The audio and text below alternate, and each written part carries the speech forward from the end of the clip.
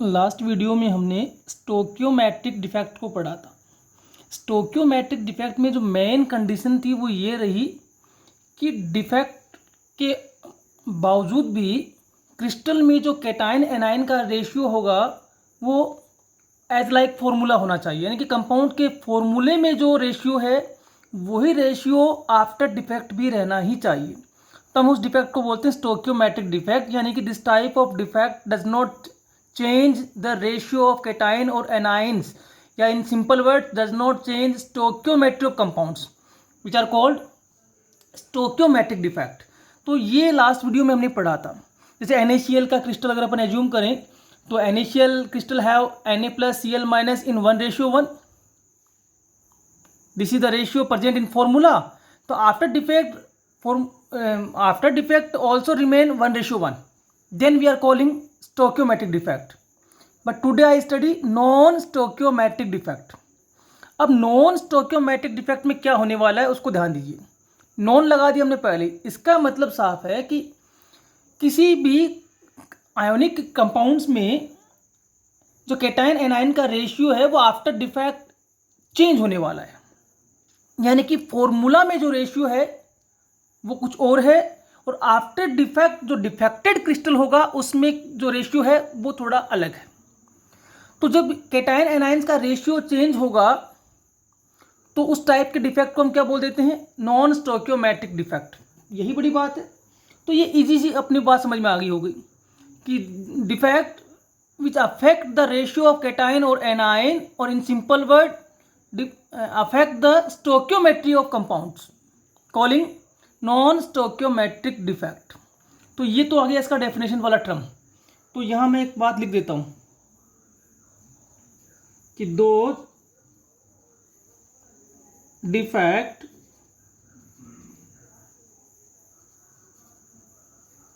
which affect the ratio of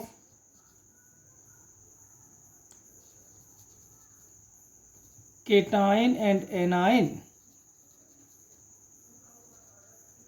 those defect which affect the ratio of cation and anion or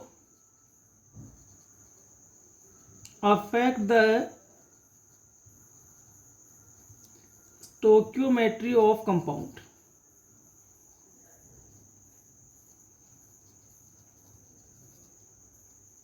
known as non stoichiometric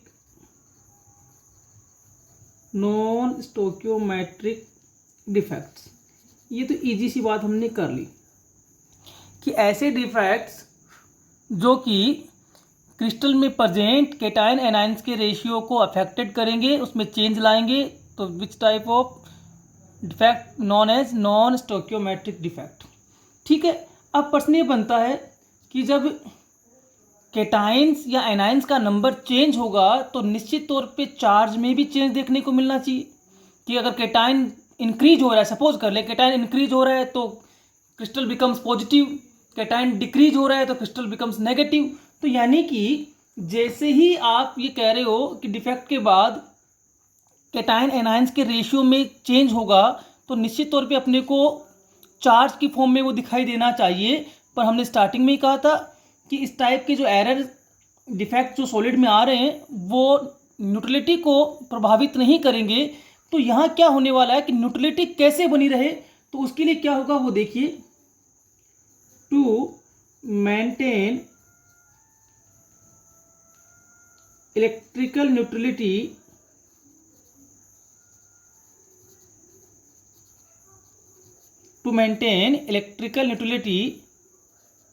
extra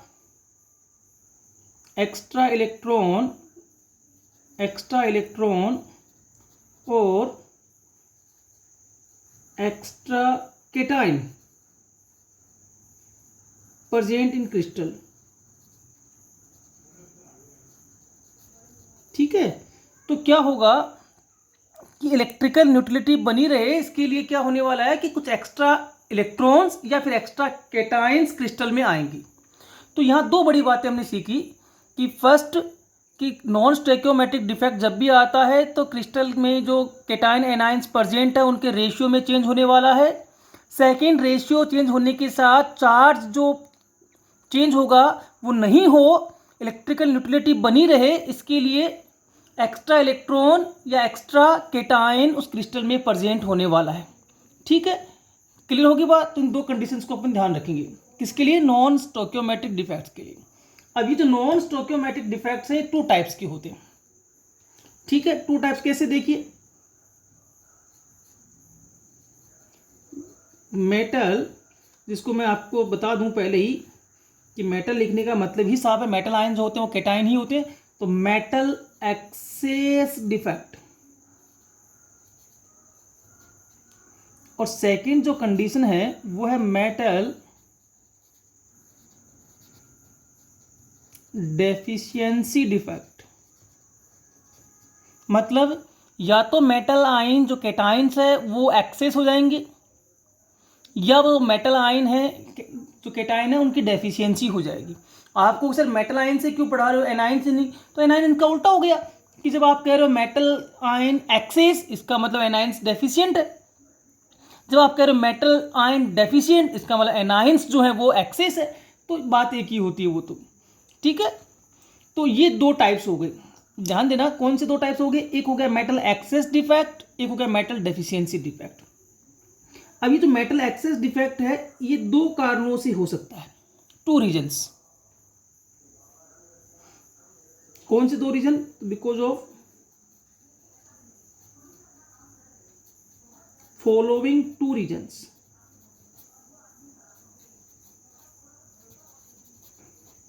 to reasons. पहला, देखिए, metal excess defect है वो दो कारणों से possible है, और वो दो कारण कैसे?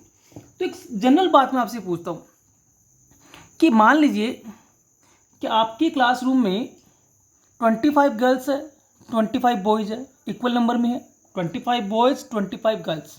और मान लीजिए क्लास में ये कहा जाए कि नंबर ऑफ बॉयज बढ़ाने हैं या नंबर ऑफ गर्ल्स बढ़ाने। तो मान लीजिए मैंने कहा कि क्लास में नंबर ऑफ गर्ल्स इंक्रीज करना है।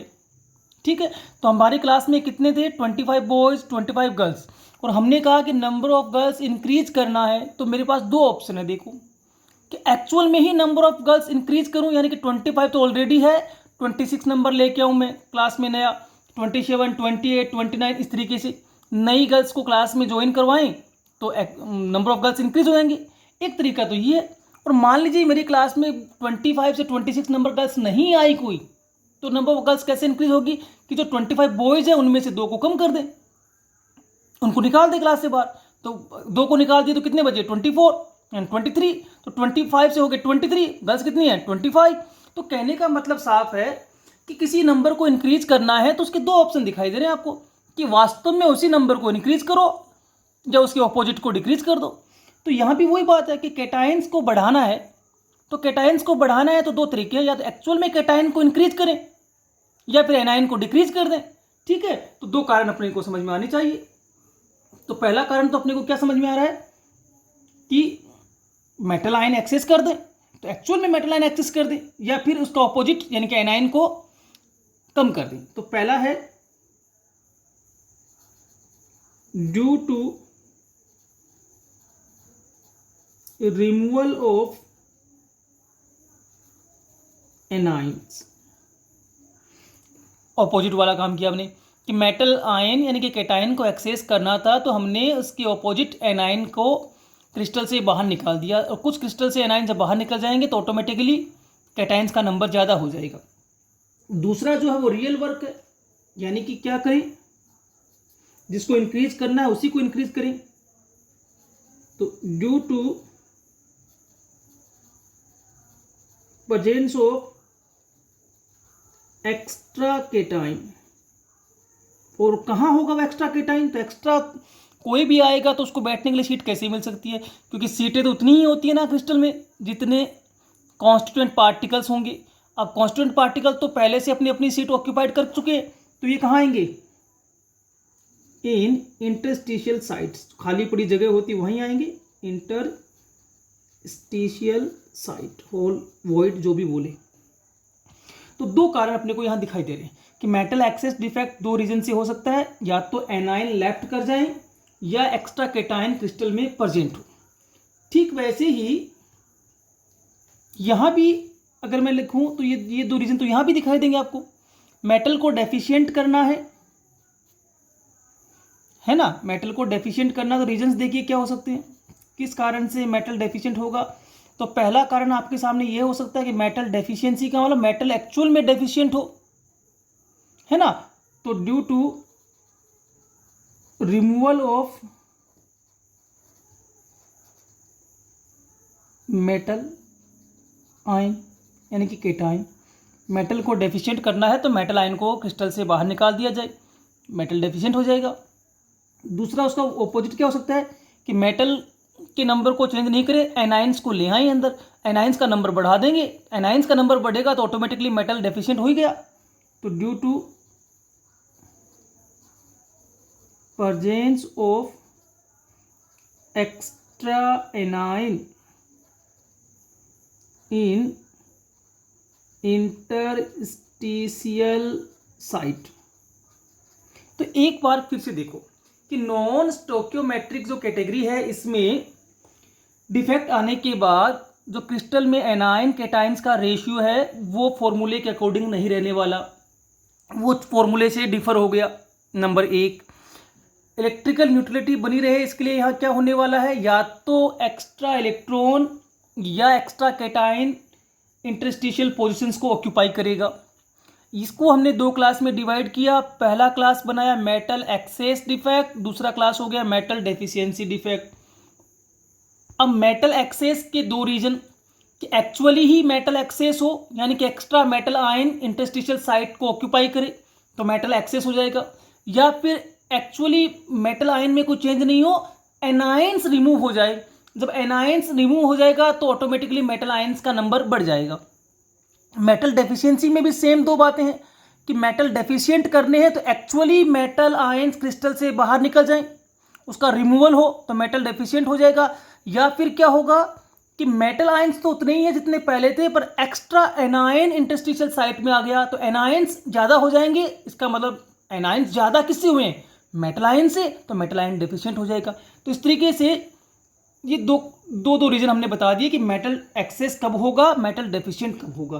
और अब हम पढ़ना चाहते हैं पहले वाला मेटल एक्सेस डिफेक्ट। तो अब इसके दो रीजन से पढ़ेंगे इसको, ठीक है, दो रीजन से पढ़ेंगे। तो देखिए सबसे पहले लिखता हूं मैं heading metal excess defect due to removal of anions, ठीक है।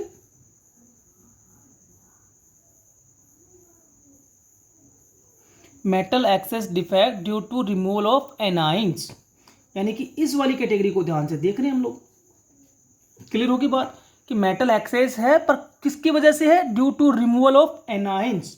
तो देखिए अपन एक जनरल बात करते हैं और जनरल बात को यहाँ सीखेंगे, उसके बाद इसको लिखना है वो लिख लेंगे हम लोग। देखो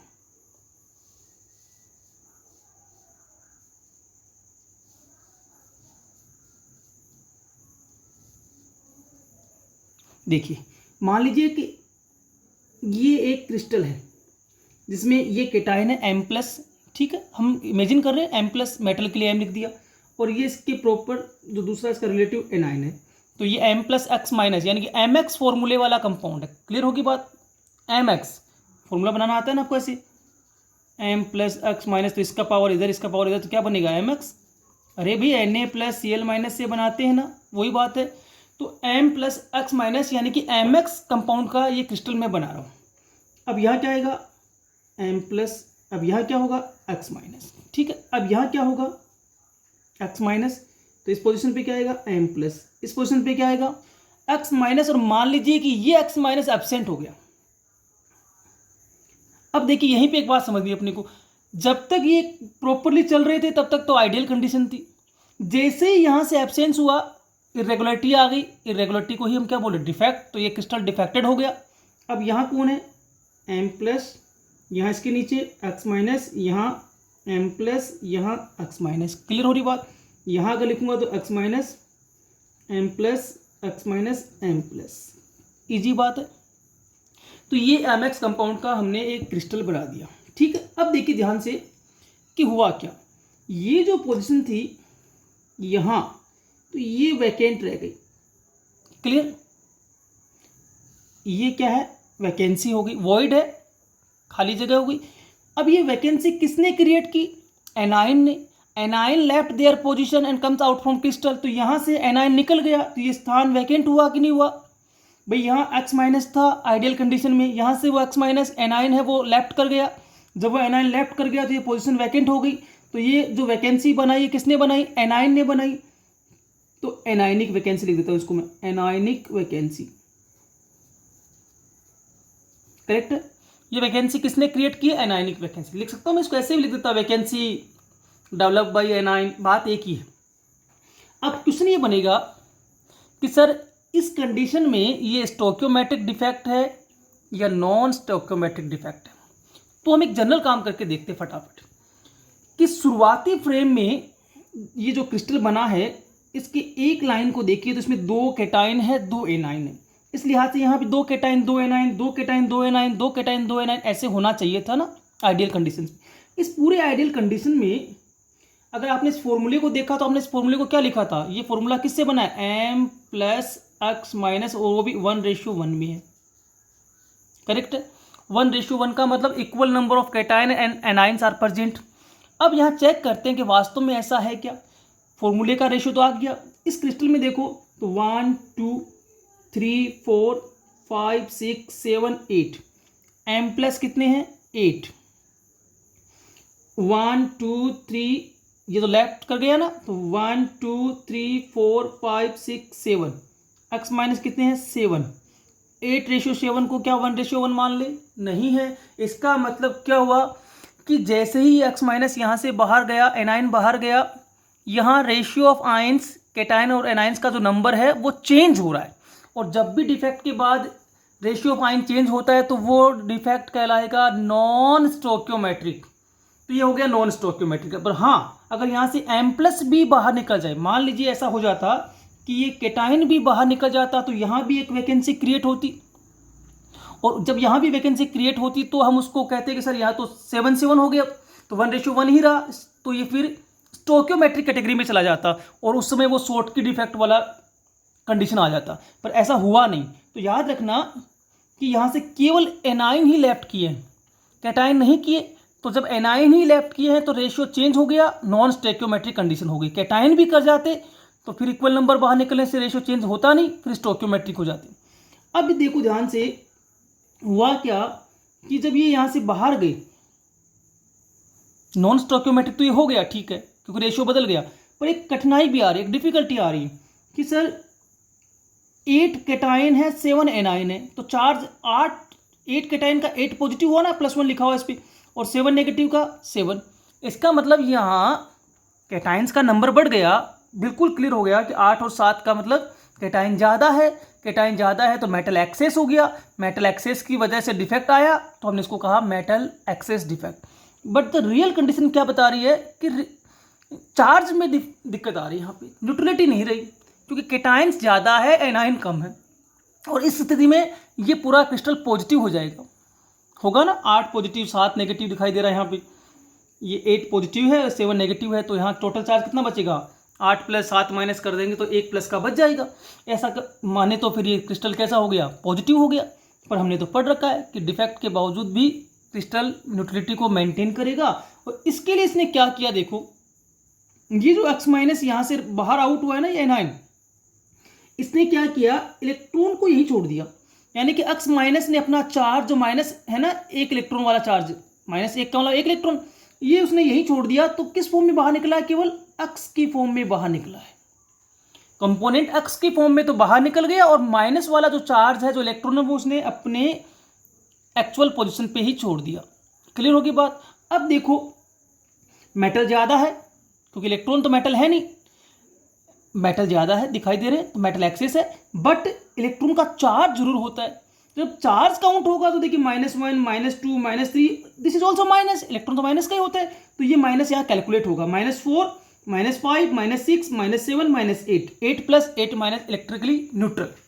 तो यहाँ क्या हुआ कि anion left their position but this position is occupied by there unpaired electron, है ना, कि एनायन अपनी पोजीशन को छोड़ के क्रिस्टल से बाहर गया, पर उसकी उस पोजीशन को इलेक्ट्रॉन ने ऑक्यूपाई किया ताकि इलेक्ट्रिकल न्यूट्रलिटी बनी रहे, और इस वजह से ये इलेक्ट्रिकली न्यूट्रल भी हो गया, मेटल एक्सेस भी हो गया।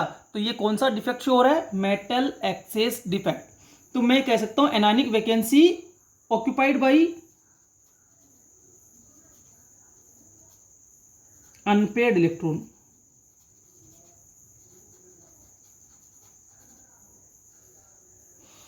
Occupied by unpaired electron.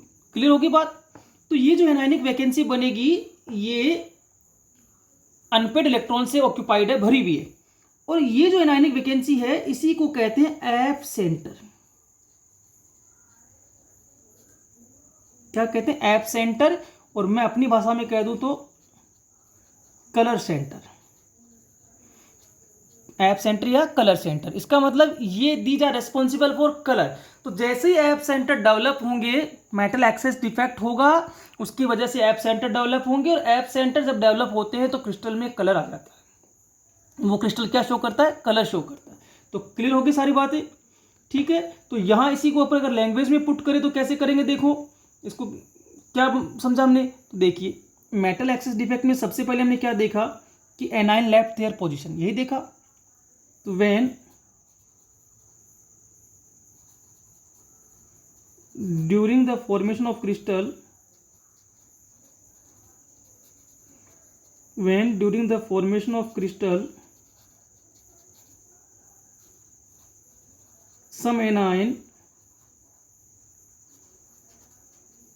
left their lattice point या एक्चुअल पोजीशन बोल दो, एक ही बात है, left their lattice point and their electron occupy this vacant site,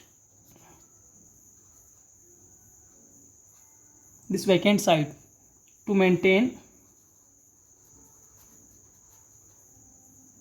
electrical neutrality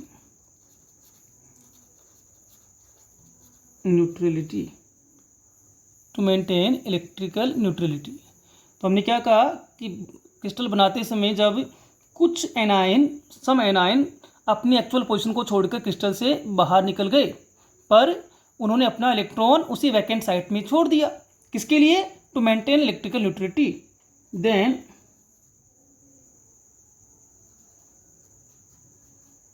metal ions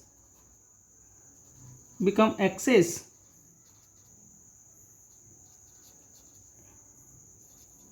and due to this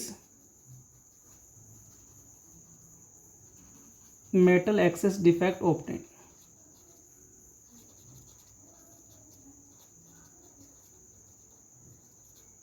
तो फिर से समझ लो कि इतना ही अपने को समझना है कि when during the formation of crystal some anion left their lattice point and their electron occupy this vacant site to maintain electrical neutrality, then metal ion becomes excess, metal ion ज़्यादा हो गए, and due to this metal excess defect obtained। Clear? पर जो इसमें एक interested बात है उस पर भी ध्यान देना,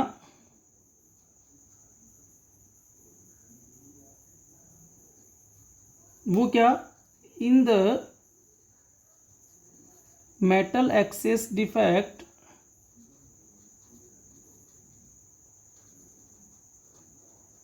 anionic vacancies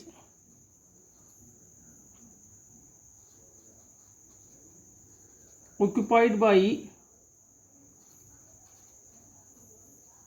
unpaired electron, occupied कर दिया filled with unpaired electron, are called F centre. तो ये जो during the metal excess defect anionic vacancy develop हुई है जिसमें अनपेड इलेक्ट्रॉन है, उसको हम क्या बोलेंगे, एफ सेंटर बोलेंगे। F centre is responsible for colour. F centre जो है वो कलर के लिए रेस्पॉन्सिबल है। क्लियर होगी बात, समझ में आ रही बात। एफ सेंटर जो है वो कलर के लिए क्या है, रेस्पॉन्सिबल है। और जितने ज़्यादा एफ सेंटर होंगे कलर की इंटेंसिटी उतनी ही ज़्यादा हो जाएगी। यानी कि मैं कह सकता हूँ intensity of colour proportional to F centre. ठीक है, क्लियर होगी बात। अब ध्यान देना यहाँ पे,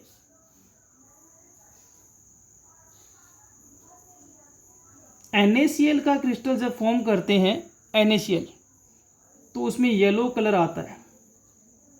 लिथियम क्लोराइड का क्रिस्टल जब भी बनाते हैं तो उसमें पिंक कलर शो हो जाता है। KCl के क्रिस्टल में वॉयलेट कलर शो होता है।